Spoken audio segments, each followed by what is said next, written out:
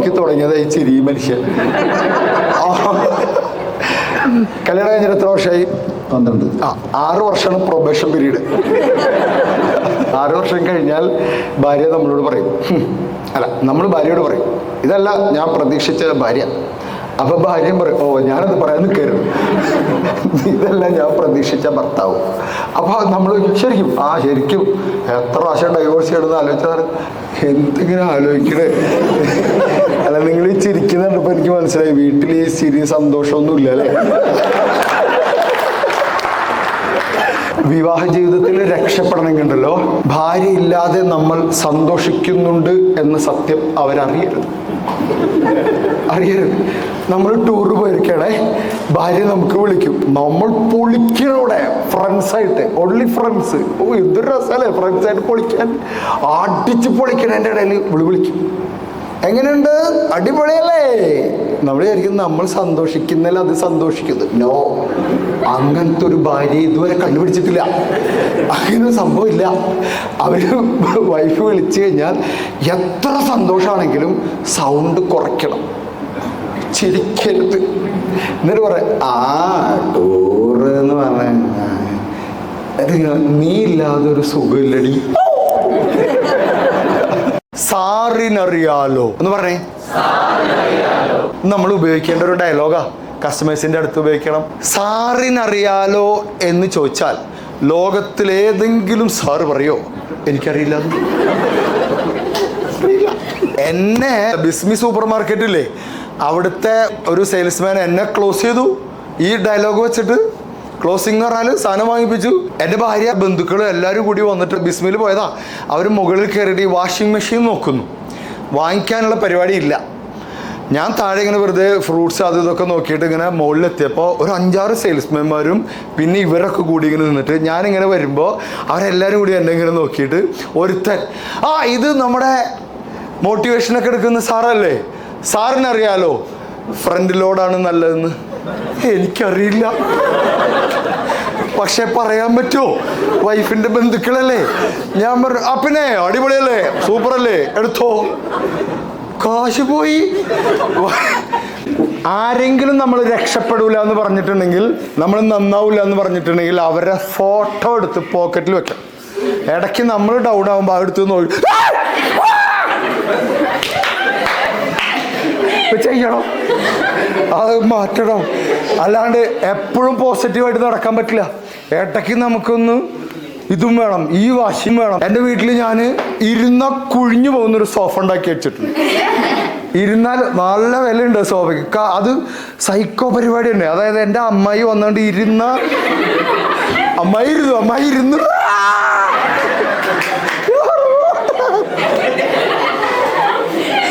പോണം.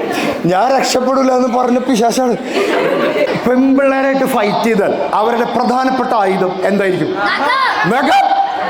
ഞാനൊരു ക്ലാസ്സിൽ പറഞ്ഞപ്പോൾ ഒരുത്തം പറഞ്ഞു, കറക്റ്റ് സാറേ, 3 സിസ്റ്റേഴ്സ് ഉണ്ട്, തെളിവ് പുറത്തുണ്ട്, മാന്തിയിട്ടുണ്ടാവേ. നിങ്ങൾ അനിയന്മാരായിട്ട് ഫൈറ്റ് ചെയ്യാറുണ്ടോ? എന്തിനാണ് പ്രധാനമായും ഫൈറ്റ് ചെയ്യുക പറഞ്ഞേ? റിമോട്ട്. പണ്ടൊക്കെ റിമോട്ട് ആയിരുന്നു, ഇപ്പൊ എന്താ ഫോൺ. പ്രത്യേകിച്ച് കാരണമൊന്നും വേണ്ട അല്ലേ. റിമോട്ട്. നമ്മളെങ്ങനെ അനിയനോട് റിമോട്ട് ചോദിക്കാമെന്ന് ഞാൻ കാണിച്ചു തരാം. പ്രിയപ്പെട്ട അനിയ, റിമോട്ട് ഒന്ന് തരാമോ? അപ്പോൾ അവൻ, പ്രിയപ്പെട്ട ചേച്ചി എടുത്തോളൂ. ഇങ്ങനെ ഏതെങ്കിലും വീട്ടിൽ കണ്ടിട്ടുണ്ടോ? തട്ടിപ്പറിക്കല്.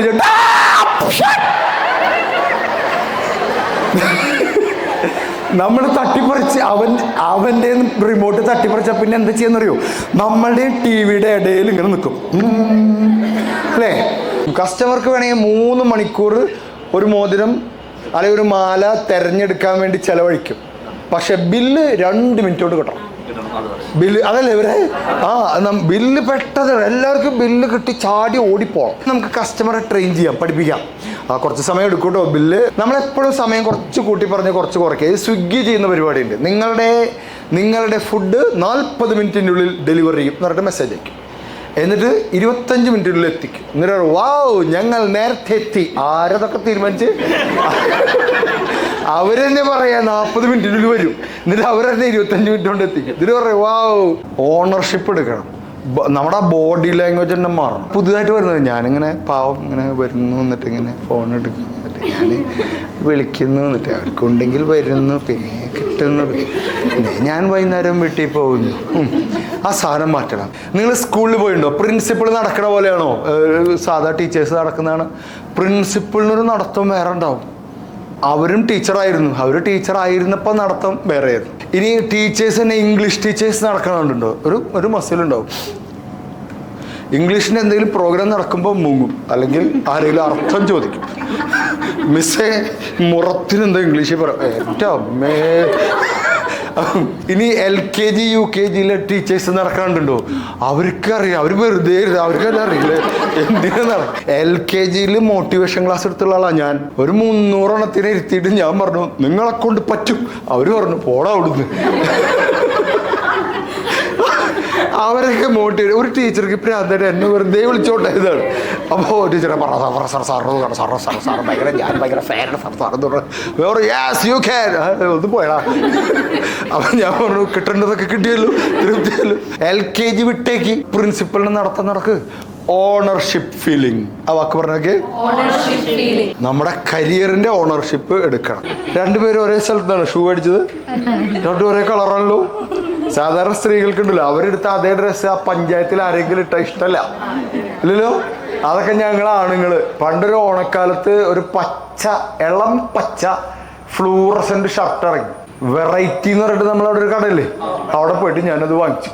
അവൻ പറഞ്ഞു എക്സ്ക്ലൂസീവ് ആടാ നിനക്ക് മാത്രം എന്ന് പറഞ്ഞ് തന്നതാ. ഓണത്തിന് ഭക്ഷണം കഴിച്ച എല്ലാവരും ബീച്ചിലേക്ക് ഇറങ്ങും, ചാവക്കാട്.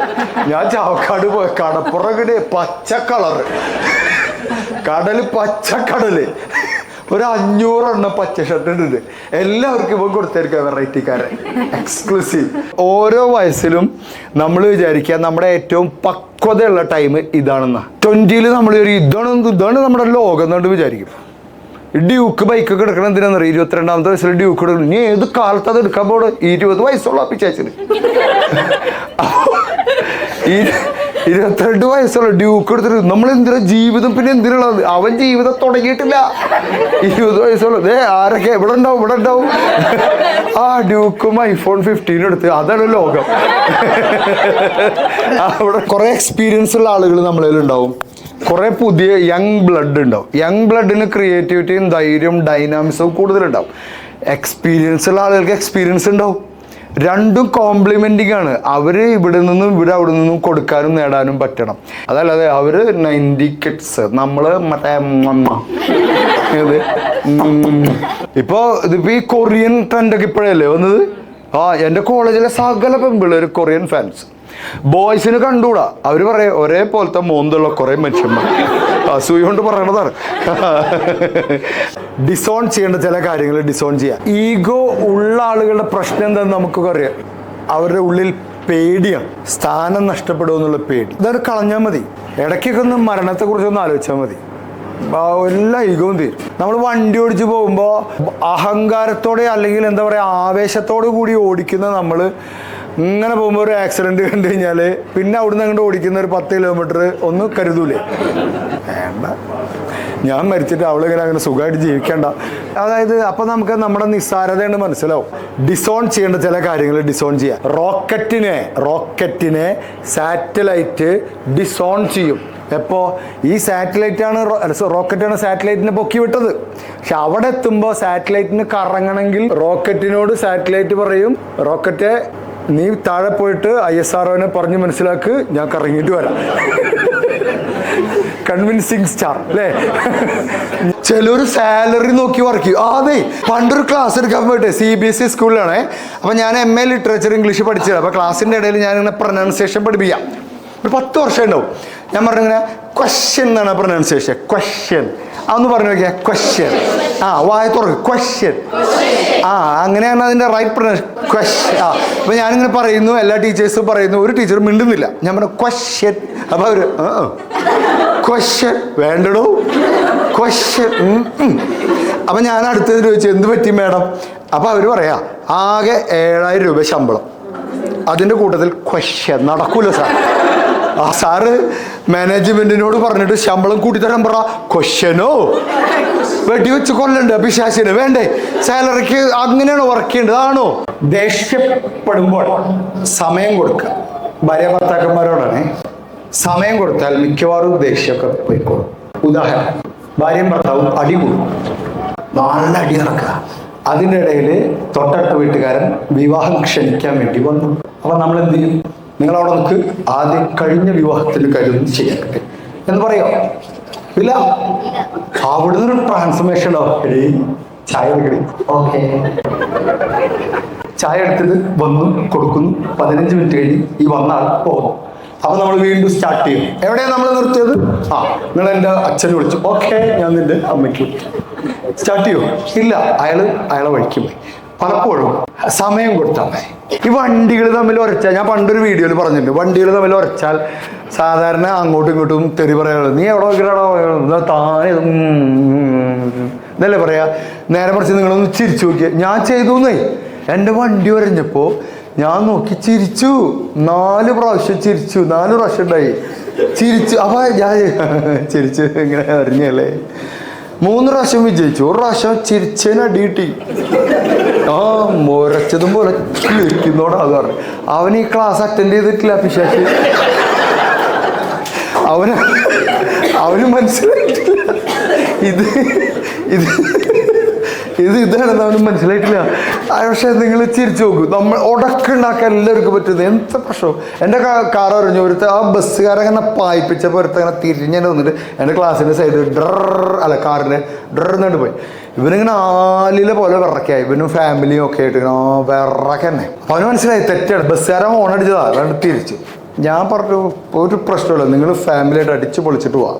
നമ്മൾ സമാധാനമായിട്ട് നോക്കിയാൽ ആളുകളെ ഉടക്കുണ്ടാക്കുന്നത് എന്തിനാന്ന് പറയാം. എൻ്റെ ഭാഗത്ത് കുറ്റമല്ല മറ്റവരുടെ ഭാഗത്താണ് കുറ്റമെന്ന് ആദ്യം തന്നെ തീരുമാനിക്കാൻ വേണ്ടിയിട്ടാണ് ഈ ഉടക്കുണ്ടാക്കുന്നത്. സമാധാനം നിന്നാൽ തീരുമാനങ്ങളൊക്കെ നമുക്ക് ഉണ്ടാക്കാൻ പറ്റും. വയറുള്ള ആളുകളെ കണ്ടാൽ എന്താ നിങ്ങൾ ചിന്തിക്കേണ്ടത്? അയാൾ കുടുംബം നോക്കേണ്ട ആളാണ്, കുടുംബം നോക്കുന്ന ആളാണ് അല്ലേ? ഞാനൊരു കോളേജിൽ പോയിട്ട് പറഞ്ഞു, മക്കളെ വലിയ കാര്യങ്ങൾ ചിന്തിക്കണം, വലിയ കാര്യങ്ങളിൽ ഫോക്കസ് ചെയ്യണം എന്ന് പറഞ്ഞാണ്. ഒരു പെൺകുട്ടി ഇവിടെ തന്നെ നോക്കിക്കുക. നീ എവിടെ നോക്കണം? ഇത് വലുതാണല്ലോ. അല്ലേ, ഫാമിലി പാക്ക് എന്ന് വെറുതെ പറഞ്ഞതല്ല. ഇത് നമ്മൾ ഫാമിലിയെ നോക്കി തുടങ്ങിയപ്പോൾ കിട്ടിയതാണ്. നല്ല ഷേപ്പുള്ള മനുഷ്യനായിരുന്നു ഞാൻ. കല്യാണം കഴിഞ്ഞ 1 കൊല്ലം കഴിഞ്ഞ് പൊറോട്ടയ്ക്ക് മാവ് ഒഴിച്ച പോലെ. ആരാ ചിരിച്ച മനുഷ്യൻ? ഒരാളുടെ അവസ്ഥ പറയുമ്പോൾ ഇങ്ങനെ ചിരിക്കുക. അതൊക്കെ ഉണ്ടാവും. വയറൊക്കെ ഉണ്ടാവും. വയറ് കാണണോ? ആദ്യത്തെ കുട്ടിയായിക്ക് ഇവിടെ ഒരു സാധനം വരും, പുരുഷന്മാരുടെ ഇവിടെ വേറെയും വരും. രണ്ടാമത്തെ കുട്ടിയാകുമ്പോൾ ഇത് വെറുത്ത് വരും. ഇതൊക്കെ ഉണ്ടാവും. ഇതൊക്കെ പോവും. ഇപ്പൊ കണ്ടില്ലേ, വിവാഹം കഴിഞ്ഞതാണോ? എന്നാൽ ഡൈവോഴ്സ് ചെയ്യണോ? ഈ ശരീരം അതിന് പറ്റിയല്ല. ഇത്രയും നല്ല ശരീരം വിവാഹം കഴിഞ്ഞ ആൾക്ക് ഉണ്ടാവാൻ പാടില്ല അല്ലേ? അതൊക്കെ ഉണ്ടാവും. സ്ത്രീകൾ ഒക്കെ തടിച്ചു മാറും, ഷേപ്പൊക്കെ മാറും, വയറൊക്കെ വരും. അത് ഫാമിലി പാക്ക് വെറുതെ പറഞ്ഞല്ലേ. ഒരു കുടുംബത്തെ ഷേപ്പാക്കി മാറ്റിയതിൻ്റെ പുറകെ പോയതിൻ്റെ പേരിൽ ഇത് മറന്നതാണ് നമ്മൾ. എൻ്റെ ലൈഫിൽ എനിക്ക് ഏറ്റവും ഇമ്പോർട്ടൻ്റ് ഉള്ളൊരു കാര്യമുണ്ട്. ഇത് അവനറിയാം. എനിക്ക് ഒരിക്കൽ പോലും കഴിഞ്ഞ മാസത്തേക്കാൾ കുറവ് വരുമാനം ഈ മാസം ഉണ്ടാവരുത്. 14 വർഷമായിട്ട് ഞാൻ ഈ ഫീൽഡിലുണ്ട്. ഒരിക്കൽ പോലും കഴിഞ്ഞ മാസത്തേക്കാൾ കുറഞ്ഞിട്ടില്ല. എനിക്ക് ഈ മാസം കുറഞ്ഞിട്ടില്ല. ഞാനത് സമ്മതിക്കില്ല. അതെൻ്റെ വാശിയാണ്. ജനുവരിയിലേക്കാൾ കൂടുതലായിരിക്കണം ഫെബ്രുവരി. അത് 14 കൊല്ലമായിട്ട് കൂടിക്കൊണ്ടിരിക്കുന്നുണ്ട്. ഞാൻ കുറയാൻ സമ്മതിച്ചിട്ടില്ല. എവിടെ ഞാൻ 22-ാം തീയതി 23-ാം തീയതി ആകുമ്പോൾ കണക്കെടുക്കും. ലാസ്റ്റ് വീക്ക് ഒരു പൊളി പൊളിക്കാൻ. ആ വീക്കിലാണ് എൻ്റെ വളർച്ച നടക്കുന്നത്. കഴിഞ്ഞ മാസം ഞാൻ ഒരാഴ്ചയിൽ 4 രാജ്യത്ത് ക്ലാസ് എടുത്താൽ പോയി. Mumbai to Qatar, Qatar to Dubai, Dubai to Saudi. 3 രാജ്യത്ത്. മുംബൈ ഒരു രാജ്യമായി വേണമെങ്കിൽ കൂട്ടിക്കോ. അല്ല, തള്ളിൻ്റെ കൂടെ ഇടയ്ക്കൊന്നും. ഇത് വേറെ ഏതൊരു ക്ലാസ്സിൽ ഇതുപോലെ എന്തോ പറഞ്ഞപ്പോഴേ അയാളുടെ കസേര അയാൾ ബാക്കിലേക്ക് നിരക്കി. ഞാൻ ചോദിച്ചു എന്ത് പറ്റി? ഇല്ല സാറിൻ്റെ തള്ളിൻ്റെ ശക്തിയിൽ പോയതാ. ബോംബെയിലോ ഇവന്റ് ചെയ്ത് നേരെ അവിടുന്ന് ഖത്തറിൽ നിന്ന് നേരെ ദുബൈ നേരെ സൗദിയിൽ നിന്ന് ഇവിടെ വന്നിട്ട് നിള കാറ്ററിങ്സിന്റെ പ്രോഗ്രാമാണ് പിറ്റേ ദിവസം. എയർപോർട്ടിൽ ഇറങ്ങിയിട്ട് പോണതിന്റെ ഇടയിൽ ഞാൻ വീട്ടിലേക്ക് വന്നിട്ട് ഇങ്ങനെ നോക്കി, ഒരാഴ്ചയിൽ പോയിട്ട് അല്ല കുടുംബം എങ്ങനെ നന്നാക്കാന്ന് ക്ലാസ് എടുത്ത് വരുമ്പോൾ കുടുംബം അവിടെ ഉണ്ടാവില്ല. അവസാനത്തെ വീക്കിൽ ആ സ്ട്രെച്ച് ഉണ്ടല്ലോ, അതിലാണ് നമ്മൾ വളരുന്നത്. കൺഫ്യൂഷൻ, ഏജിന്റെ കാര്യത്തിൽ കൺഫ്യൂഷൻ, ഏജിന്റെ ടൈമിൽ കൺഫ്യൂഷൻ ഉണ്ടായി. ഈ ഏജ് ഒക്കെ നിങ്ങൾക്ക് ഓർമ്മയുണ്ടോ? ഇപ്പൊ എത്ര വയസ്സ്? 18 അല്ലേ? അപ്പൊ ഈ മൂന്നാമത്തേലേക്ക് എത്തി നിങ്ങൾ. ആദ്യത്തെ കൺഫ്യൂഷനൊക്കെ മാറി. 10 to 13, 13 to 16 ഈ ടൈമിൽ നിങ്ങളൊക്കെ നിങ്ങൾക്ക് ഓർമ്മയുണ്ടോ? 10, 13 വയസ്സിൽ ആ സമയത്ത് കുറച്ച് പ്രത്യേകത ഞാൻ പറഞ്ഞുതരാം. വലിയ പെൺകുട്ടികളും ചെറിയ ആൺകുട്ടികളും ഉണ്ടാവുക അല്ലെ. 12 വയസ്സ് എന്നൊക്കെ പറയുമ്പോൾ പെൺകുട്ടി പെട്ടെന്ന് വലുതാവും. എന്നിട്ട് പെൺകുട്ടിക്ക് പേടിയാ, ഞാനിതാ വലുതാവുന്നു. ആൺകുട്ടികൾ പറയും, ഞാൻ എന്താ വലുതാവാത്തേ? ഒരു കോഴിമുട്ട കഴിച്ചാൽ നോക്ക്, വന്നില്ലല്ലോ. എൻ്റെ മോനൊക്കെ ഉണ്ടല്ലോ, ഞാൻ പറഞ്ഞല്ലോ 11 വയസ്സ്, അവനെ ഇടയ്ക്കിടയ്ക്ക് മസിലൊക്കെ കഴിച്ചിട്ട്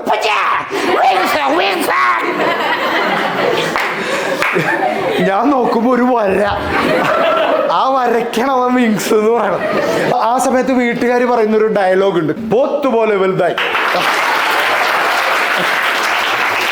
അപ്പൊ നമ്മുടെ മാനസികാവസ്ഥ ഞാൻ പറഞ്ഞുതരാം. പോത്താണെങ്കിലും വലുതായല്ലോ അല്ലേ?